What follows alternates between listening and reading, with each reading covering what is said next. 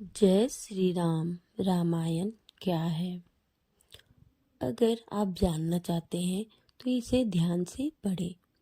अगर कभी पढ़ो और समझो तो आंसुओं पे काबू रखना। रामायण का एक छोटा सा वृतांत है जो मैं आप सबको कुछ समझा सकूं, बता सकूं। एक रात की बात है। कौसल्या माताजी को सोते में अपने महल की छत पर किसी के चलने की आहट सुनाई दी। नींद खुल गई। पूछा, कौन है?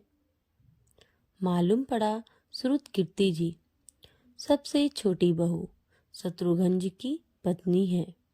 माता कौसल्या जी ने उन्हें नीचे बुलाया। श्रुतकीर्ति जी आई, चरणों में प्रणाम कर खड़ी रह गई। माता कौसल्या जी ने पूछा, श्रुति, इतनी रात को अकेली छत पर क्या कर रही हो बेटी? क्या नींद नहीं आ रही? शत्रुघ्न कहाँ है? श्रुतकीर्ति की आंखें भर आई। माँ की छाती से चिपटी गोद में सिमट गई। बोली, माँ, उन्हें तो देखे हुए 13 वर्ष हो गए। उफ। कौसल्या जी का हृदय कांपकर झटपट आ गया। तुरंत आवाज लगाई। सेवक दौड़े आए। आधी रात ही पालकी तैयार हुई। आज शत्रुघ्न जी की खोज होगी। माँ चली। आपको मालूम है शत्रुघ्न जी कहाँ मिले? अयोध्या जी के जिस दरवाजे के बाहर भरत जी की नंदीग्राम में तपस्वी होकर रहते हैं, उसी दरवाजे के भीतर एक पत्थर की शिला है। उसी शिला पर अपनी बाँ का तकिया बनाकर लेटे मिले। माँ सिरहाने बैठ गई। बालों में हाथ पिराया तो शत्रुघ्न जी ने आंखें खोली। माँ, उठे, चरणों में गिरे। माँ, आपने क्यों कष्ट किया? मुझे बुलवा लिया होता। माँ ने कहा, शत्रुघ्न यहाँ क्यों? शत्रुघ्न जी की रुलाई फूट पड़ी। बोले, माँ, भैया राम जी पिताजी की आज्ञा से वन चले गए। भैया लक्ष्मण जी उनके पीछे चले गए। भैया भरत जी भी नंदीग्राम में हैं। क्या ये महल, ये रथ, ये राजसी वस्त्र विधाता ने मेरे ही लिए बनाए हैं? माता कौसल्या जी निरुत्तर रह गई। देखो, क्या है ये राम कथा? यह भोग की नहीं, त्याग की कथा है। यहाँ त्याग की ही प्रतियोगिता चल रही है और सभी प्रथम है, कोई पीछे नहीं रहा। चारों भाइयों का प्रेम और त्याग एक दूसरे के प्रति अद्भुत, अभिनव और अलौकिक है। रामायण जीवन जीने की सबसे उत्तम शिक्षा देती है। भगवान राम को 14 वर्ष का वनवास हुआ तो उनकी पत्नी सीता मैया ने भी सहर्ष वनवास स्वीकार कर लिया। परंतु बचपन से ही बड़े भाई की सेवा में रहने वाले लक्ष्मण जी कैसे राम जी से दूर हो जाते? माता सुमित्रा से तो उन्होंने आज्ञा ले ली थी वन जाने की, परंतु जब पत्नी उर्मिला के कच्छ की ओर बढ़ रहे थे तो सोच रहे थे कि माँ ने तो आज्ञा दे दी, परंतु उर्मिला को कैसे समझाऊंगा, क्या बोलूंगा उनसे? यही सोच विचार करके लक्ष्मण जी जैसे ही अपने कच्छ में पहुंचे तो देखा कि उर्मिला जी आरती का थाल लेके खड़ी थी और बोली, आप मेरी चिंता छोड़ प्रभु श्री राम की सेवा में वन को जाओ।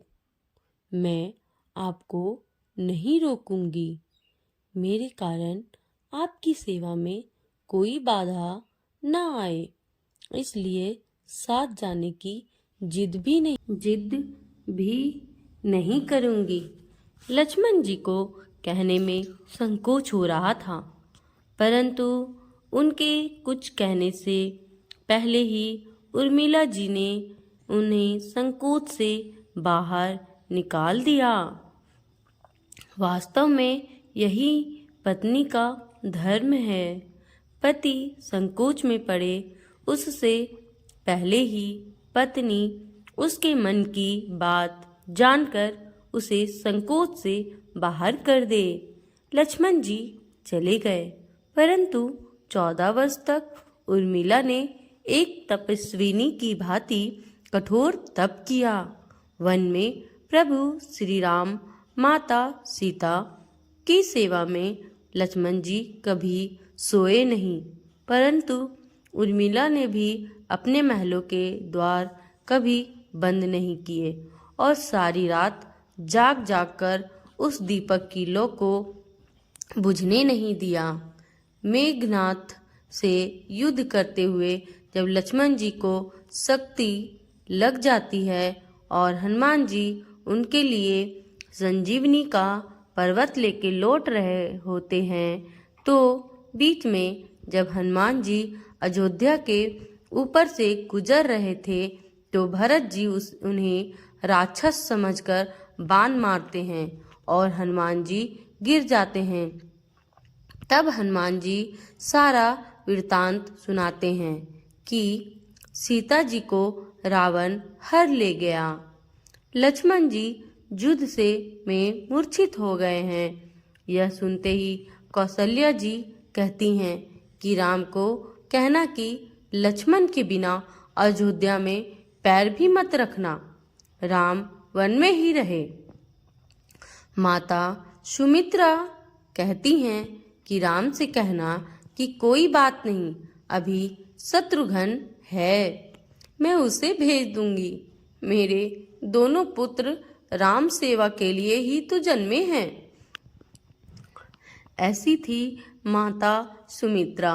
माताओं का प्रेम देखकर हनुमान जी की आंखों से अश्रुधारा बह रही थी, परंतु जब उन्होंने उर्मिला जी को देखा तो सोचने लगे कि यह क्यों एकदम शांत और प्रसन्न खड़ी है। क्या इन्हें अपने पति के प्राणों की कोई चिंता नहीं?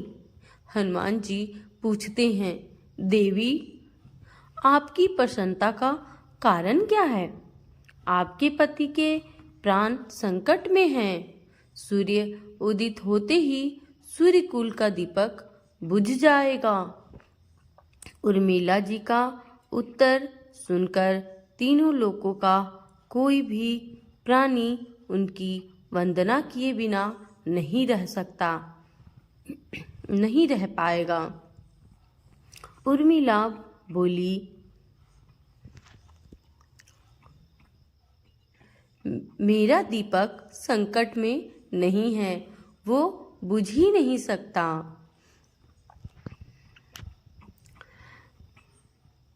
रही सूर्योदय की बात, तो आप चाहे तो कुछ दिन अयोध्या में विश्राम कर लीजिए, क्योंकि आपके वहाँ पहुँचे बिना सूर्य उदित हो ही नहीं सकता।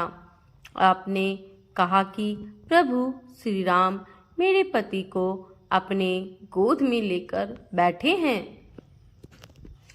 जो योगेश्वर प्रभु श्री राम की गोदी में लेटा हो, काल उसे छू भी नहीं सकता। यह तो वो दोनों लीला कर रहे हैं।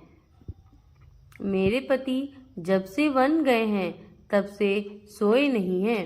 उन्होंने ना सोने का प्रण लिया था, इसलिए वे थोड़ी देर विश्राम कर रहे हैं, और जब भगवान की गोद मिल गई तो थोड़ा विश्राम ज़्यादा हो गया। वे उठ जाएंगे।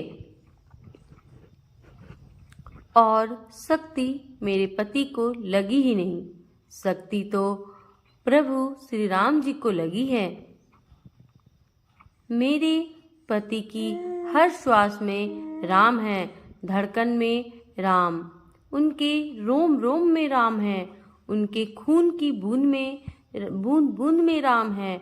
और जब उनके शरीर और आत्मा में ही सिर्फ राम है तो शक्ति राम जी को ही लगी, दर्द राम जी को ही हो रहा है। इसलिए हनुमान जी आप निश्चिंत होके जाएं, सूर्य उदित नहीं होगा, सूर्य उदित नहीं होगा। राम राज्य की नींव जनक जी की बेटियां ही थी, कभी सीता तो कभी उर्मिला। भगवान राम ने तो केवल राम राज्य का कलश स्थापित किया, परंतु वास्तव में राज्य इन सबके प्रेम, त्याग, समर्पण और बलिदान से ही आया।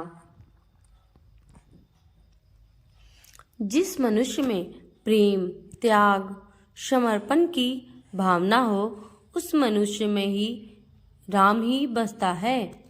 कभी समय मिले तो अपने वेद पुराण, गीता, रामायण को पढ़ने और समझने का प्रयास कीजिएगा। जीवन को एक अलग नजरिए से देखने और जीने का शऊर मिलेगा। लक्ष्मण सा भाई हो, कौशल्या माई हो, लक्ष्मण सा भाई हो, कौशल्या माई हो, स्वामी तुम जैसा मेरा रघुराई हो, नगरी हो अयोध्या सी, रघुकुल सा घराना हो, चरण हो राघव के जहाँ मेरा ठिकाना हो त्याग भरत जैसा सीता सी नारी हो त्याग भरत जैसा सीता सी नारी हो, लवकुश के जैसी संतान हमारी हो, श्रद्धा हो श्रवण जैसी सवरी सी भक्ति हो, श्रद्धा हो श्रवण जैसी सवरी सी भक्ति हो, हनुमत के जैसी निष्ठा और शक्ति हो। ये रामायण ना है पुण्य कथा श्री राम की, ये रामायण ना है पुण्य कथा श्री राम की। लक्ष्मण सा जहाँ भाई हो, राम सा जहाँ भाई हो। कृपया आगे सभी को भेजें, अधिक से अधिक शेयर करें, बच्चों को जरूर सुनाएं। जय श्री राम, जय श्री राम, जय जय श्री राम। तो दोस्तों, हमारी ये कहानी आपको कैसी लगी आप ज़रूर कमेंट करके बताएं, और हमारे चैनल को प्लीज़ ज़्यादा से ज़्यादा कृपया करके शेयर करें और सब्सक्राइब करें, तभी आपको और अच्छी अच्छी कहानियाँ और ज्ञान मिलते रहेंगे हमारे चैनल से। तो धन्यवाद, मिलते हैं अगली कहानी में। जय श्री राम, जय श्री राम।